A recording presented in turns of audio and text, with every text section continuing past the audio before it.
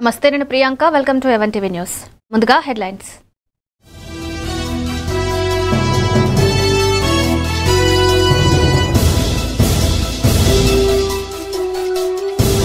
వరద ప్రభావిత ప్రాంతాల్లో పర్యటించిన ఎంపీ రఘునందన్ రావు విపత్కర పరిస్థితుల్లో పనిచేసిన అధికారులకు అభినందన.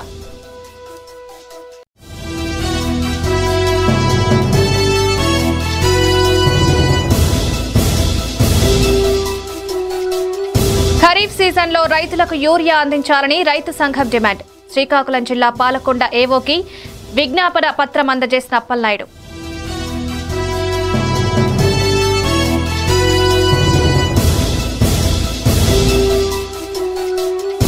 జార్లపాలెం గ్రామంలో పలు అభివృద్ధి కార్యక్రమాల్లో పాల్గొన్న మంత్రి గొట్టిపాటి. 50 లక్షలతో నిర్మించిన సీసీ రోడ్లకు మంత్రి శ్రీకారం.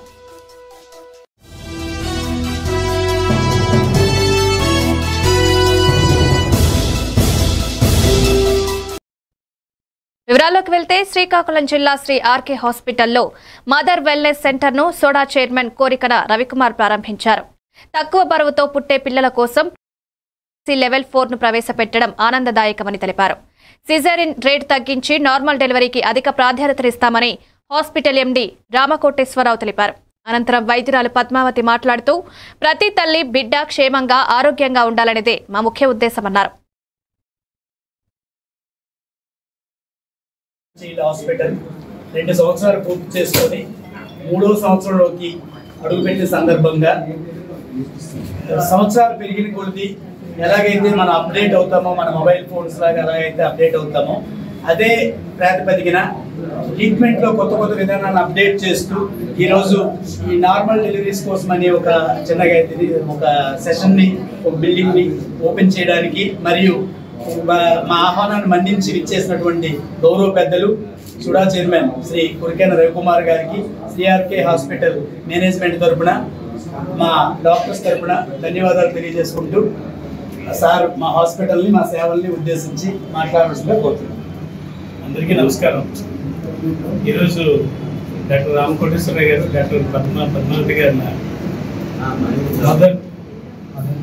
Mother and child Sri R K hospital 2వ వార్షికోత్సవంలో పాల్గొనడం సంతోషంగా ఉంది.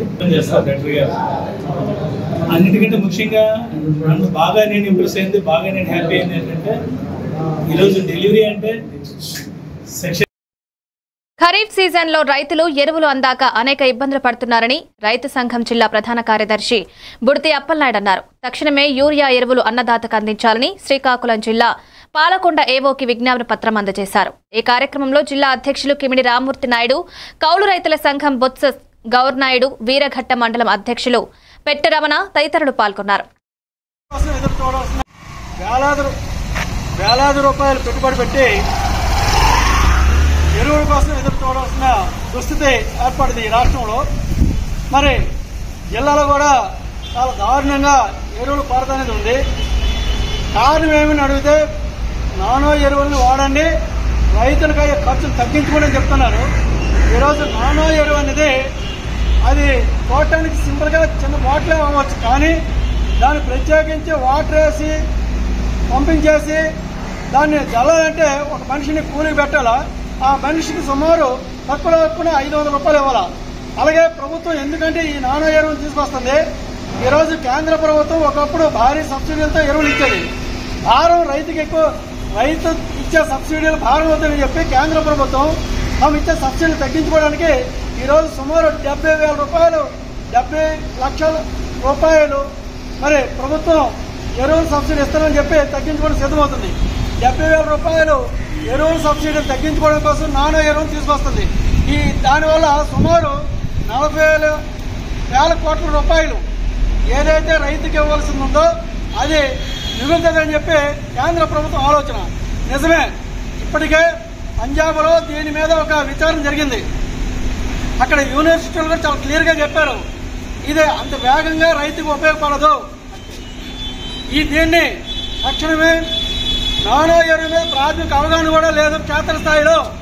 అలాంటి సమయంలో దీన్ని ఎలా తీసుకొస్తారని చెప్పి అనేక సందర్భాలు మేము రైతు సంఘాలుగా రాష్ట్ర ప్రభుత్వాన్ని, కేంద్ర ప్రభుత్వాన్ని కూడా మేము కోరడం జరిగింది. అయినా వినిపించుకోవడం లేదు.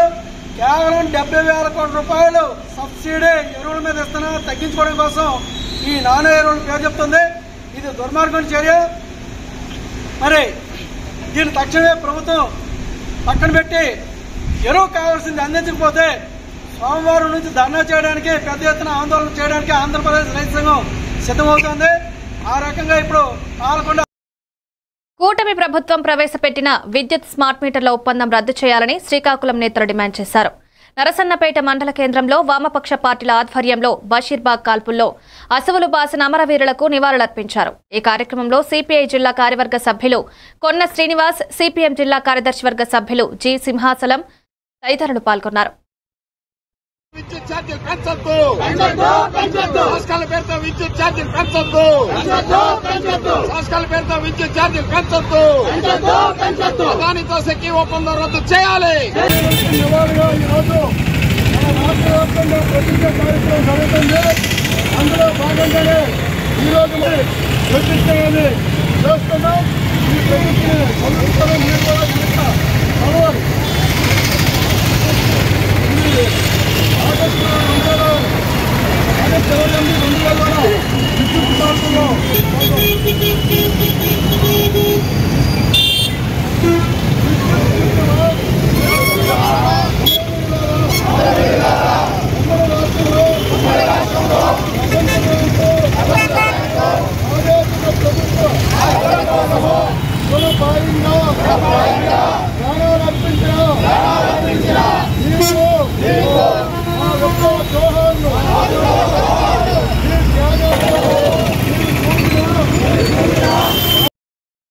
కూకట్పల్లి ఇస్కాన్ టెంపుల్ వారి ఆధ్వర్యంలో కిల్ క్యాన్సర్ పేరుతో ప్రజల్లో అవేర్నెస్ ప్రోగ్రాం నిర్వహిస్తున్నారు. జేఎన్టీయూ యూనివర్సిటీలో నిర్వహించిన మీడియా సమావేశంలో కూకట్పల్లి ఇస్కాన్ టెంపుల్ ప్రెసిడెంట్ మహాశృంగదాస్ మాట్లాడుతూ క్యాన్సర్ రావడానికి అనేక చెడు అలవాట్లు ఉన్నాయని, వాటిని గురించి అవగాహన కల్పించేందుకు ఈ కార్యక్రమం నిర్వహిస్తున్నట్లు తెలియజేశారు. 2018 కిల్ క్యాన్సర్ మీద అవగాహన కల్పిస్తున్నామని, అందులో భాగంగా JNTU university NSS coordinator yes Shobharani సహకారంతో ఈ సంవత్సరం అవేర్నెస్ ప్రోగ్రాం నిర్వహించనున్నట్టు తెలియజేశారు. ఈ కార్యక్రమంలో ISKCON temple Kukatpally secretary Srivani, coordinator Achyuta తదితరులు పాల్గొన్నారు. నన్ను రిక్వెస్ట్ చేస్తే మేమందరు కాలేజెస్కి మా ఎన్ఎస్ఎస్ కింద 200 యూనిట్లు ఉన్నాయి. 200 యూనిట్స్ అన్ని across the Telangana state. All the NSS units under JNT కింద ఉన్నాయి. సో వాళ్ళు స్టూడెంట్స్కి ఇన్ఫర్మేషన్ గురించి మనల్ని అప్రోచ్ అయ్యారు. 2018 నుంచి అప్రోచ్ అయితే అందరికీ కూడా మనము సర్క్యులర్ పాస్ చేస్తాము. సో వాళ్ళు inter college level competition conduct చేసుకొని ఈచ్ అండ్ ఎవ్రీ యూనిట్లో 3 స్టూడెంట్స్ని షార్ట్ లిస్ట్ చేసేసి అందరు మన జేఎన్టీయూలో ఫైనల్ కాంపిటీషన్ అయ్యి మళ్ళీ 3 స్టూడెంట్స్ని బెస్ట్ విన్నర్స్ని సెలెక్ట్ చేసుకొని ఒక బిగ్ ప్రోగ్రామ్ని లాస్ట్ టైం కూడా మేము జేఎన్టీయూ సెమినార్ హాల్ ఆడిటోరియంలో కండక్ట్ చేస్తాం. తమిళసాయి సౌందరరాజన్ గవర్నర్ని కూడా వాళ్ళు ఇన్వైట్ చేశారు. అందరికీ గిఫ్టులు కూడా ఫస్ట్, సెకండ్, థర్డ్ గిఫ్ట్ కూడా వాళ్ళు ప్రజెంట్ చేశారు. హరికృష్ణ, నా పేరు శ్రీవాణి, ఇస్కాన్ కూకట్పల్లి సెక్రటరీని. సో మనం అందరికీ తెలిసిందే ఏంటంటే మనకి second largest cause of death ఏదంటే క్యాన్సర్. ఈ క్యాన్సర్ అనేది WHO ప్రకారం ప్రతి 4 వ్యక్తుల్లో ఇది సోకే ప్రమాదం ఉంది ఈ కొద్ది సమయంలోనే. సో దీని ఒక మంచి విషయం ఏంటంటే 70% దాకా దీన్ని మనం నివారించవచ్చు. ప్రతి సంవత్సరం కూడా చాలామంది విద్యార్థులు చాలామంది ఉత్సాహంగా దీంట్లో పాల్గొంటున్నారు. వాళ్ళందరికీ కూడా ఉచితంగా వారికి సర్టిఫికేట్ పార్టిసిపేషన్ ఇవ్వడం అవుతుంది. చాలా రకాల ప్రైజెస్ కూడా మనము అనౌన్స్ చేశాము. ఈ కాంపిటీషన్స్లో ప్రతి కాలేజ్ తరపు నుంచి 3 విద్యార్థులని ఫస్ట్ 3 మెంబర్స్ని టాపర్స్ని విన్నర్స్గా అనౌన్స్ చేస్తారు. తర్వాత మళ్ళీ యూనివర్సిటీ లెవెల్లో కూడా కాంపిటీషన్స్ ఉంటాయి, స్టేట్ లెవెల్లో కూడా కాంపిటీషన్స్ జరుగుతాయి. ఈ కాంపిటీషన్స్లో అందరూ కూడా పాల్గొనవచ్చు. ఇంగ్లీష్, హిందీ, తెలుగు ఎలాంటి భాషలైనా కూడా మాట్లాడవచ్చు. వారికి పశ్చిమ గోదావరి జిల్లా నర్సాపురం రూరల్ కార్యాలయాన్ని Eluru range IG GVG Ashok Kumar సందర్శించారు. వార్షిక తనిఖీల్లో భాగంగా కార్యాలయానికి వచ్చిన ఆయనకు DSP Adnan, DSP Sri Veda, CI Durga Prasad ఘన స్వాగతం పలికారు. ఈ సందర్భంగా పోలీస్ సిబ్బంది నుంచి గౌరవ వందనం స్వీకరించారు. అనంతరం కార్యాలయంలో పలు కేసులకు సంబంధించి వివరాలను అడిగి తెలుసుకున్నారు.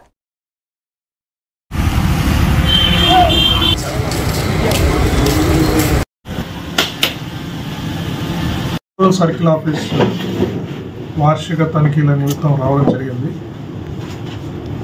అంతేకాకుండా ఇక్కడ నర్సాపూర్ సబ్ డివిజనల్ ఆఫీసర్స్ తోటి శాంతి భద్రతల మీద సమీక్షించడం జరిగింది. ముఖ్యంగా ఇప్పుడు మనకి వినాయక చవితి ఫెస్టివల్ సెలబ్రేషన్స్ జరుగుతున్నాయి. రేపటి నుంచి ముమ్మరంగా వినాయకుడి నిమజ్జనాలు జరగబోతున్నాయి. అందువల్ల పోలీస్ అధికారులు ఈ నిమజ్జనం విషయంలో చాలా అప్రమత్తంగా ఉండాలి. ఎందుకంటే వాటర్ చాలా ఎక్కువ ఫ్లో అవుతూ ఉంది. సో ప్రజలు కానీ భక్తులు కానీ ఎవరు కూడా అనాథరైజ్డ్ ఘాట్స్లో ఎక్కడంటే అక్కడ నిమజ్జనాలు అది చేయకూడదు. ఎందుకంటే వాటర్ ఫ్లో ఎక్కువగా ఉంది కాబట్టి యాక్సిడెంట్ జరిగే అవకాశం ఉంది. అంతేకాకుండా వర్షాలు బాగా పడుతున్నాయి. దానివల్ల ఎలక్ట్రిక్ షార్ట్ సర్క్యూట్స్ కూడా ఎక్కువగా జరిగే అవకాశం ఉంది. ఆల్రెడీ ప్రభుత్వం వారు ఎలక్ట్రిసిటీ కూడా వినాయక మండపాలకి ఫ్రీగా ఇవ్వడం జరిగింది.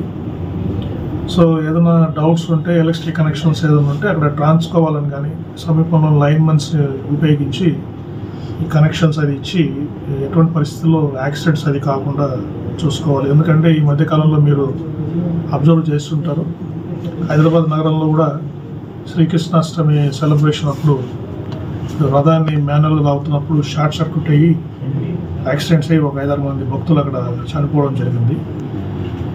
తర్వాత ఈ నిమజ్జనం జరిగేటప్పుడు కూడా అందరూ పోలీసు వారితో సహకరించాలి. ఈ భక్తికి సంబంధించిన పాటలు వేస్తూ డీజే సౌండ్స్ పెట్టడము, రెచ్చగొట్టే విధంగా పాటలు పెట్టడము ఇటువంటివన్నీ ఏం లేకుండా మంచిగా భక్తిని. ప్రకాశం జిల్లా అద్దంకి కొరిసపాడు మండలం రావినూతల గ్రామంలో వినాయకుని ఊరేగింపులు ఘనంగా నిర్వహించారు. ఈ కార్యక్రమంలో భక్తులు, మహిళలు పాల్గొన్నారు.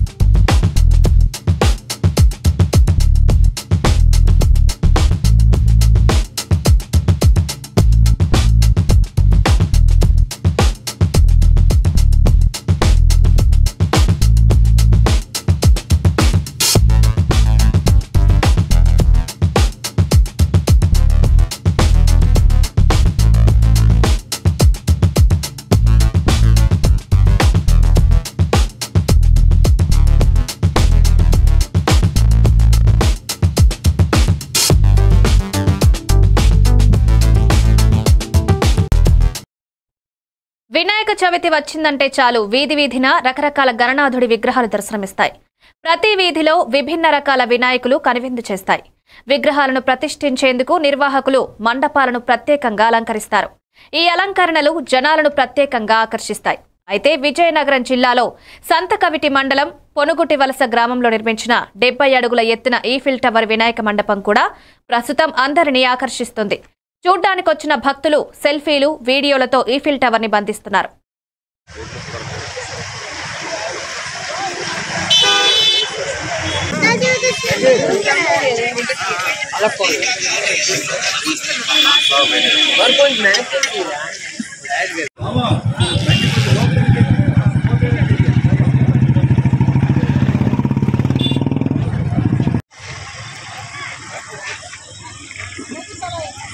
పేరు రాజేష్ అండి. మాది విజయ్ ఉమ్మడి శ్రీకాకుళం జిల్లా సంతకవిటి మండలం పొనుగుటి వలస అండి. మేము ప్రతి ఒక్క సంవత్సరం ఈ గణేష్ మండపం ఒక ప్రత్యేకత చేస్తామండి. స్క్రాప్ మెటీరియల్ తోటి, తక్కువ బడ్జెట్ తోటి, కానీ 2-3 జిల్లాల ప్రజలు వచ్చి చూసే విధంగా తయారు చేస్తుంటాం. ఈ పొనుగుటి వలస తాలూకు ప్రత్యేకత ఒక సంవత్సరం ఒక సంవత్సరం చెరువులో పెట్టామండి, ఒక సంవత్సరం ఇది టైటానిక్ షిప్ పెట్టాం, మరో సంవత్సరం చంద్రయాన్ 2 ర్యాకెట్ పెట్టామండి. ఈ సంవత్సరం కొత్తదనం కోరుకునే విధంగా, కుర్రోళ్ళందరూ కోరుకునే విధంగా ఈఫిల్ టవర్ 70 అడుగులు ఈఫిల్ టవర్ పెట్టామండి. కానీ తక్కువ బడ్జెట్ మీద ఏది తక్కువైతే అది స్క్రాప్ మెటీరియల్ తోటి తక్కువ ఏదైతే అది. రెండోది ఏంటంటే సాంప్రదాయం ప్రకారంగా యూత్కి ఆకర్షించే విధంగా ప్లస్ ప్రజలకు ప్రతి ఒక్కరికి సెల్ఫీ తీసుకునే విధంగా కాన్సెప్ట్ చేయడమే మా ఊరికి ప్రత్యేకత. వర్షాల వలన ప్రజలకు సీజనల్ వ్యాధులు ప్రబలే అవకాశాలున్నాయని సిద్దిపేట గజ్వేల్ జిల్లా ఆసుపత్రి సూపరింటెండెంట్ అన్నపూర్ణ తెలిపారు. ఆసుపత్రిలో సరైన వైద్యం చేయడానికి పూర్తి స్థాయిలో వైద్యులు, మందులు అందుబాటులో ఉన్నాయన్నారు. వాటిని ప్రజలు సకాలంలో ఉపయోగించుకొని ఆరోగ్యకరమైన జీవితం కొనసాగించుకోవాలని సూపరింటెండెంట్ సూచించారు. సీజనల్ జ్వరాల పట్ల ప్రజలు అప్రమత్తంగా ఉండాలని తెలిపారు. విష జ్వరాలతో అడ్మిట్ అయిన రోగులు డ్యూటీ డాక్టర్ పట్ల గాని ఏవైనా ఇతరత్రా ఇబ్బందులుంటే తనను సంప్రదించాలని కోరారు.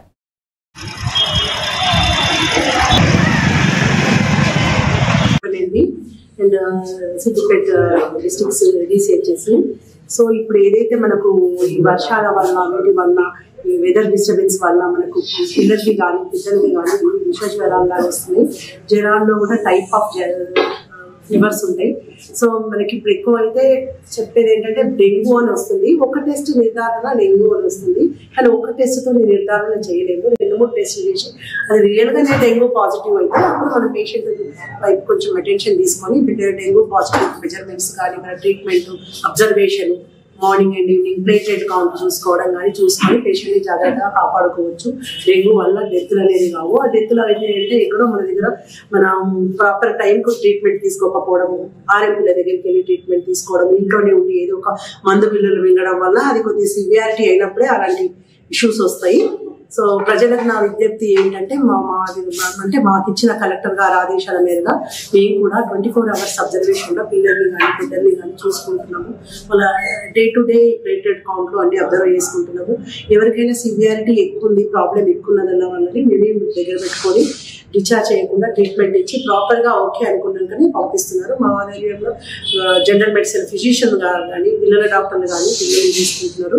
సో ప్రజలకు ఇంకొకటి కోరడం ఏంటంటే ఏదైనా నెగ్లిజెన్స్ చేయకుండా ఇమీడియట్లీ ఇప్పుడు లైక్ కొన్ని జాగ్రత్తలు కూడా మనం తీసుకుంటే బాగుంటుంది. వాటర్ కలుషితం అవుతుంది వరదల వల్ల వీటి వల్ల. కాబట్టి మనం ఏదైనా వాటర్ 2 బాటిల్ కానీ 3 బాటిల్ కానీ మనం కాగబెట్టుకొని తాగితే చాలా బాగుంటుంది. ఈ వెజిటేబుల్స్ అయినా ఏదైనా ప్రతిసారి మంచి కడిగేసి వేడివేడిగా తింటే ఇంకా బాగుంటుందని నేను అనుకుంటున్నా. చల్లటి వస్తువులు అట్లా ఈగలు, దోమలు అట్లా ఉండే అవకాశం ఉంటుంది మన పరిస్థితులను బట్టి. సో ఎప్పటికప్పుడు వేడిగా వంట చేసుకొని పిల్లలకు వేడి భోజనం పెట్టడము, మంచి శుభ్రత ప్లస్ ఈ విధమైన వాటర్ తీసుకొని. మెదక్ జిల్లా నార్సింగి మండలంలో ఏకధాటిగా కురుస్తున్న భారీ వర్షాలతో మండలంలో ఏర్పడ్డ విపత్కర పరిస్థితుల్లో యుద్ధ సైనికులుగా పనిచేసిన మండల అధికారులు, బీజేపీ నాయకులకు మెదక్ ఎంపీ రఘునందన్ రావు అభినందించారు.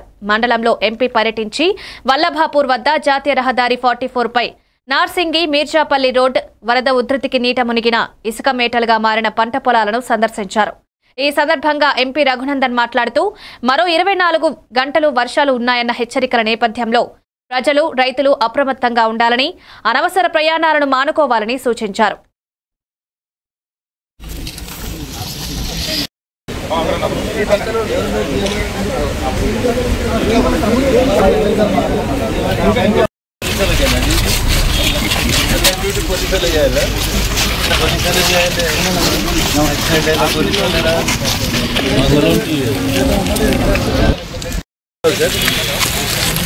రాజేందర్ గారు, నేను రఘునందన్ రావు, ఎంపీ మెదక్ మాట్లాడుతున్నాను. కొంచెం సైలెన్స్ నిన్నటి కష్టమైతుంది. పోలీస్ వాళ్ళు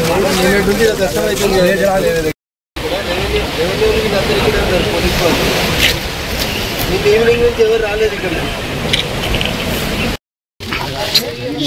మెదక్ జిల్లాలోని వివిధ మండలాల్లో కురుస్తున్నటువంటి అతి భారీ వర్షాల వల్ల రోడ్లు తెగిపోవడంతో పాటు పంట పొలాల లోపల వాగులలో వచ్చినటువంటి ఇసుక మేట వేయడం జరిగింది. ఒక్క నార్సింగి మండలంలోనే సుమారు 260 ఎకరాల్లో ఇప్పటికీ ప్రాథమికంగా వ్యవసాయ మరియు రెవెన్యూ అధికారులు వేసినటువంటి అంచనా ప్రకారం సుమారు 260 ఎకరాల వరకు రైతన్నలు నష్టపోయినట్టు తెలుస్తూ ఉంది. అంతేకాకుండా జాతీయ రహదారి హైదరాబాద్ నుంచి నిజామాబాద్ నుంచి పైకి వెళ్ళేటువంటి జాతీయ రహదారి ఏదైతుందో ఆ జాతీయ రహదారికి నార్సింగి ఫ్లైఓవర్ సమీపం లోపల రోడ్డు కింద కట్టినటువంటి చిన్న కల్వర్ట్ల వల్ల నీటి ప్రవాహం వేగాన్ని తట్టుకోలేక రోడ్డు అంతా కోసుకుపోయి కట్ అయ్యి ప్యాసింజర్స్కి కొంచెం ఇబ్బందికరమైనటువంటి పరిస్థితులు ఏర్పడ్డాయి. నిన్న సాయంత్రం నుంచి నార్సింగి ప్రాంతానికి సంబంధించినటువంటి revenue, police, Bharatiya Janata party నాయకులు, గ్రామంలో ఉన్నటువంటి యువకులు అందరూ కష్టపడి ప్రజలకి నష్టం జరగకుండా ఉండేందుకు కష్టపడుతూ ఉన్నారు. ఈ సందర్భంగా ఈ నార్సింగి చుట్టుపక్కల ఉన్నటువంటి యువకుల్ని నేను ఈ సందర్భంగా ప్రత్యేకంగా అభినందిస్తూ ఉన్నాను. ఎందుకంటే ఒక కారు నీళ్ళలో కొట్టుకుపోతున్న సందర్భం లోపల కారులో ఉన్నటువంటి వ్యక్తులందరినీ కూడా కాపాడి సాటి మనిషి కష్టంలో ఉంటే ఎట్లా నిలబడాలనే విషయం లోపల సహాయపడినందుకు నార్సింగి పట్టణ పరిసర ప్రాంతాల్లో ఉండేటువంటి యువకులందరినీ కూడా ఈ సందర్భంగా నేను ప్రత్యేక పోడు రైతు భూమిని లాక్కున్న ఎఫ్ఆర్ఓను సస్పెండ్ చేయాలని నిర్మల్ జిల్లా ఖానాపూర్ ఎమ్మెల్యే క్యాంప్ కార్యాలయం ముందు గిరిజనులు ధర్నా నిర్వహించారు. తర్లపాడు గ్రామానికి చెందిన బోసు భూమన్న 3 ఎకరాల సాగు భూమి గత 30 సంవత్సరాల నుండి సాగు చేస్తున్నాడని, అతని భూమిని లాక్కొని ఉన్న మామిడి చెట్లను ధ్వంసం చేసిన ఎఫ్ఆర్ఓను సస్పెండ్ చేయాలని సిపిఎం నాయకులు డిమాండ్ చేశారు. అతని భూమి అతనికి ఇవ్వాలని తెలిపారు.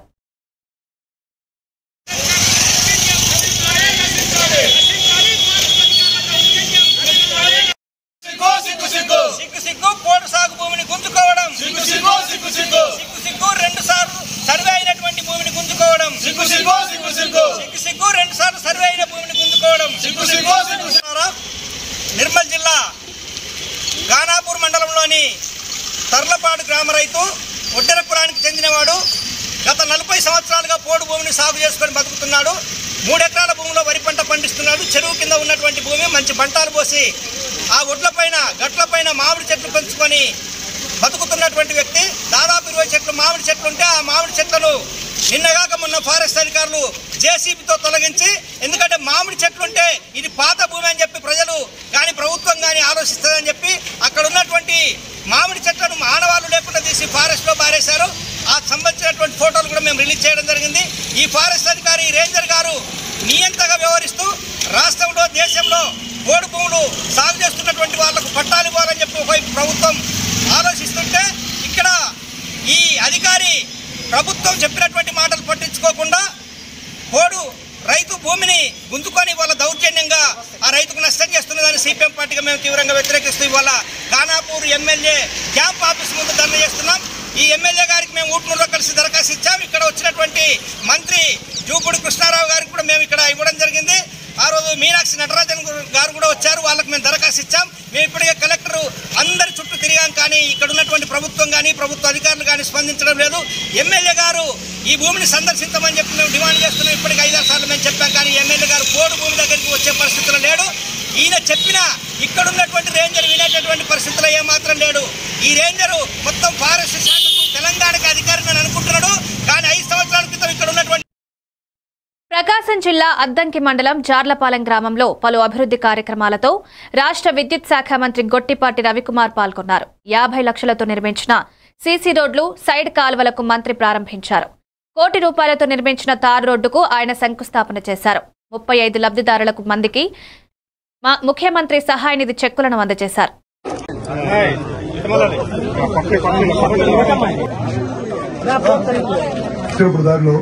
మెయిన్ కావాలి ట్రైన్ అడిగారు, అది ఒకటి చేపిస్తామని చెప్పాం. ఇప్పుడు జలజీవన్ విషయంలో 50 లక్షలు శాంక్షన్ అయింది. తార్ రోడ్డు ₹1 కోటి ఇచ్చాం. 1 సంవత్సరం 3 నెలల్లోనే 4 నెలల్లో ఇన్ని కార్యక్రమాలు చేశాం. ఇది కాకుండా అభివృద్ధి కాకుండా మీరు చూస్తూ ఉన్నారు, పెన్షన్లు 4,000 ఇచ్చాము, ₹4,000 చేశాం ఒకేసారి. పోయినసారి జగన్ గవర్నమెంట్ లాగా 2,000 నుంచి 3,000 చేయడానికి వాళ్ళకి 5 సంవత్సరాలు పట్టింది. చంద్రబాబు నాయుడు గారు ఒకే సంతకంతో 4,000 చేశాడు, 3,000 నుంచి కొన్ని 6,000 చేశాడు కొంతమందికి ఆరోగ్యం బాగాలేని వాళ్ళకి 10,000 ఇచ్చాము. పూర్తిగా వికలాంగ తత్వం ఉండి మంచంలో ఉన్న వాళ్ళకి 15,000 ఇచ్చాం. ఇటీవల కాలంలో కొంతమంది ఊరక ప్రచారం చేస్తా ఉన్నారు, పెన్షన్లు తీసేస్తున్నారు, వికలాంగులు లేని పెన్షన్లు తీసేస్తున్నారు.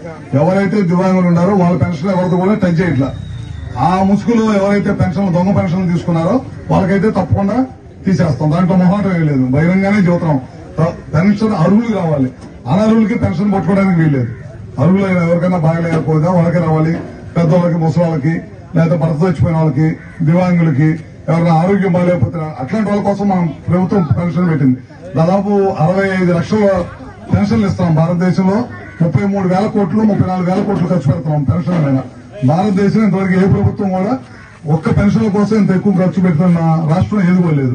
అది కూటమి ప్రభుత్వం చంద్రబాబు గారి నాయకత్వంలో మాత్రమే ఖర్చు పెడతాం.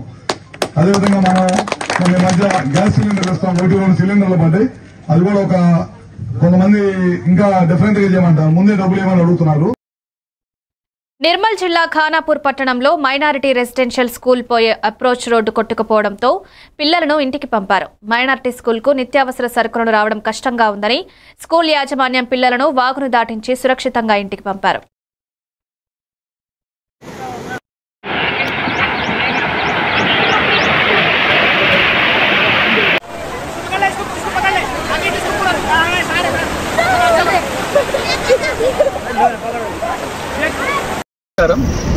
నా పేరు సత్యం. ఖానాపూర్ హైటెక్ సిటీలో గల మైనారిటీ గురుకుల పాఠశాల మరియు కళాశాల యొక్క ఇన్ఛార్జ్ ప్రిన్సిపల్గా నా విధులు నిర్వర్తిస్తున్నాను. గత 2 నుంచి 3 రోజులుగా కురుస్తున్న వర్షాల వల్ల నిన్న నుంచి ఇక్కడ ఖానాపూర్ పట్టణంలో భారీ వర్షం కురవడంతో మా స్కూల్ పాఠశాలకు వెళ్ళే ప్రధాన మార్గం యొక్క ఏదైతే దారి అవుతుందో అది పూర్తిగా తెగిపోవడం జరిగింది. పిల్లల యొక్క భద్రత దృష్ట్యా, వారి యొక్క క్షేమం దృష్ట్యా అందరి పిల్లల్ని ఈరోజు మేము ఇంటికి క్షేమంగా టీచర్ల యొక్క సమక్షంలో, హౌస్ మాస్టర్ల యొక్క సమక్షంలో, పై అధికారుల ఆదేశాలతో ఇంటికి పంపడం జరిగింది. ఈ యొక్క స్కూల్కు ప్రధానంగా 2 దారులు ఉంటాయి.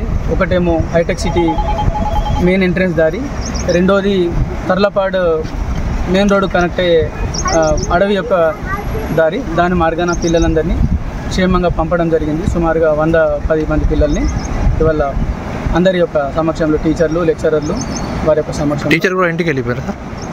వాళ్ళందరూ మాతో వచ్చారు. పిల్లలందరూ వచ్చి పిల్లలందరినీ క్షేమంగా ఇంటికి పంపడం జరిగింది. స్కూల్లో ఎవరు లేరు? స్కూల్లో ఎవరు లేరు?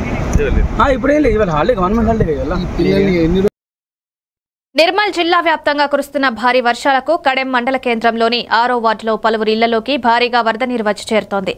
బురద, మురికి నీరు వచ్చి ఇళ్లలోకి చేరడంతో పాములు, క్రిములు ఇళ్లలోకి వచ్చి చేరుతున్నాయని కాలనీవాసులు మండిపడుతున్నారు. డ్రైనేజీ వ్యవస్థకు అడ్డంగా నిర్మాణాలతోనే ప్రతి సంవత్సరం ఇళ్లలోకి నీరు చేరుతుందని కాలనీవాసులు ఆరోపణలు వ్యక్తం చేస్తున్నారు. స్థానిక నాయకులకు, అధికారులకు ఎన్నిసార్లు మొరపెట్టుకున్నా పట్టించుకున్న పాపాన పోలేదని కాలనీవాసులు ఆవేదన వ్యక్తం చేస్తున్నారు. విషయం తెలుసుకున్న తహసీల్దార్ ప్రభాకర్, ఎంపీఓ కవిరాజ్ నీట మునిగిన ప్రాంతాన్ని పరిశీలించి బాధితుల సమస్యలు అడిగి తెలుసుకున్నారు. బియ్యం మొత్తం సరుకులు ఖరాబ్ అయిపోతుంది. దీనికి పరిష్కారం అనేది లేదు. ఏ లీడర్ వచ్చినా కానీ చెప్తుండే వెళ్ళిపోతాడు. దీనికి ఎవరికి సరి అనేది సమాధానం ఇస్తలేడు. ఎన్నిసార్లు అని చెప్తాం సార్. సర్పంచ్ వస్తాడు, వెళ్ళిపోతాడు. కన్నాపూర్ సర్పంచ్ ఏమో వచ్చి నా అధికారం ఉంది, మీరు ఎట్లా చేస్తారని చెప్పి ఈ సర్పంచ్కి అంటాడు. ఆడ రోడ్డు మీద పైపులు వేసేస్తే మాకు ఇది ఉండని ఇబ్బంది. ఎన్నిసార్లు అని చెప్తారు సార్. మొత్తం ఇల్లు వచ్చింది సార్. ఎన్ని వాటర్ నిండి చిన్న పిల్లలు ఉన్నారు, వాళ్ళని పట్టుకొని ఎటన్నీ ఇవ్వాలి. నైట్ పూట మంచాలు నాన్నాయి, రైస్ నాన్నాయి, అంతే. ఖుషిద్ బైకి చెప్పినా కానీ పట్టించుకుంటలేడు సెక్రటరీ. ఆయనే ఎవరికని చెప్తారు సార్, ఎంతగాని చెప్పుకుంటా పోతారు. దీనికి పరిష్కారం అనేది లేదు. ఎవరు వచ్చినా అస్తులు చేస్తామంటారు కదా, వెళ్ళిపోతారు. ఇప్పుడు నేను ఒక్కని చెప్తే అందరితో కంట అయిపోతున్నా. పక్కోడు ఎవరు రాడు. ఏమనంటే నేను పోయి కిరాయకుంటా వేరే కాదంటారు. మీ సమస్య మీరేమన్నా చేసుకుని ఒకసారి ఇంటికి వచ్చి లోపల ఇంట్లో ఎన్ని వాటర్ ఉన్నాయి, రూములలో బియ్యం ఖరాబ్, అన్నీ ఖరాబ్. మంచాలు నాన్నాయి, బెడ్లు నానినాయి, పాములు వస్తున్నాయి, తేళ్ళు వస్తున్నాయి. పిల్లల్ని పట్టుకొని ఎటన్నీ ఉరుకుమంటారు. చెప్తే పట్టించుకోవట్లేదు. ఎందుకు సార్ ఈ ప్రభుత్వం? ఎవరికని చెప్పుకో. Vizianagaram MP Kalisetti Appalanaidu Vizianagaram railway station సందర్శించారు. టికెట్ కౌంటర్ను, రైల్వే ఎంక్వైరీ రూమ్ కి సంబంధించిన సిబ్బందితో మాట్లాడి ప్రయాణికులకు వారిచ్చే సేవలను గుర్తించి అడిగి తెలుసుకున్నారు. స్టేషన్లో ప్రయాణికులకు ఎటువంటి అసౌకర్యం కలగకుండా చర్యలు తీసుకోవాలని విజ్ఞప్తి చేశారు. స్టేషన్ డెవలప్మెంట్ కొరకు పలు అంశాలపై పార్లమెంట్లో చర్చించారని తెలియజేశారు. అంతటా స్టేషన్లో ప్రయాణికులు ఎంపీ పరిశీలన తీరును చూసి ప్రజలు హర్షం వ్యక్తం చేశారు.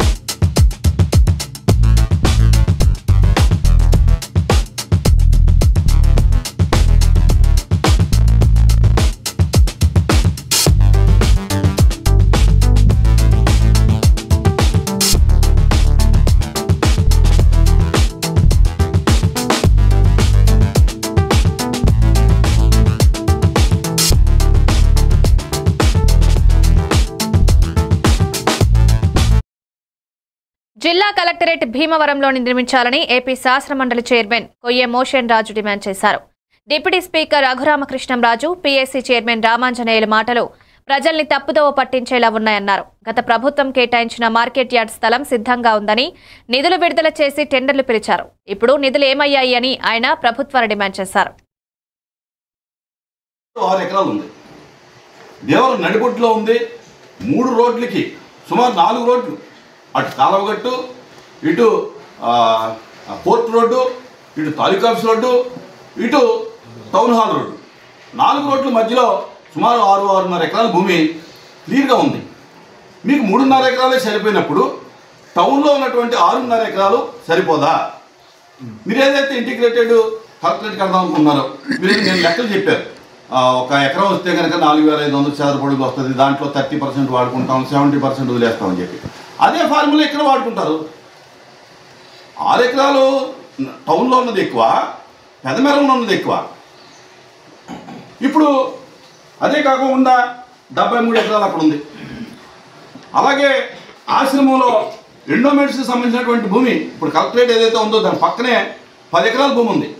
ఒకవేళ ఎండోమెంట్స్ భూమికి ఏమైతే నారమ్స్ ఉంటాయో ఒకవేళ ప్రభుత్వం దాన్ని సవరించి లేకపోతే ఆ యొక్క రూల్స్ని సరి చేసుకుని ఎండోమెంట్స్కి ఆల్టర్నేటివ్ ఇవ్వటమా, లేకపోతే దాన్ని యాక్షన్ పెట్టి ప్రభుత్వం దాన్ని తీసుకోవటమా, అది కూడా చేయొచ్చు. ఇన్ని స్థలాలు ఉంటే అసలు భీమవరం స్థలంలో లేదు కనుక నేనేదో భీమవరం ప్రజలకు దయతలిసి నేను ఆ ఊర్లో పెదమరలో ఇస్తున్నానని చెప్తా ఉన్నారు. నిన్న ఇంకో మాట చెప్పారు రఘురామకృష్ణరాజు గారు, ఈ యొక్క సర్వే నెంబర్ని నేను కావాలంటే కలిపేస్తానని చెప్పి. ఎవరు అడిగారు మిమ్మల్ని కలపమని? మాకెందుకు? మీ ఉండి నియోజకవర్గంలో ఉన్నటువంటి ఆ యొక్క భూమిని మేము కలపమని అడగలేదు కదా ఎవరు కూడా. ప్రజలు అడగలేదు, శాసనసభ్యులు అడగలేదు, ప్రజాప్రతినిధులు ఎవరు కూడా అడగల. అసలు ఇది ఈ యొక్క గవర్నమెంట్కి మీరు పెదమెరం గురించి లెటర్ రాయించడమే, మరి అధికారులు ఎవరితో మాట్లాడి చేశారో అర్థం కావట్లా. స్థానిక శాసనసభ్యులతో మాట్లాడారా, స్థానికంగా ఉన్నటువంటి మాలాంటి ప్రజాప్రతినిధులతో మాట్లాడారా? ఎవరితోటి మాట్లాడుకోకుండా జిల్లా అధికారులు ప్రభుత్వానికి లెటర్ రాయటం, ఆ లెటర్ మీద మీరు నోటు పంపి. ఇవి updates. Keep watching MNTV news.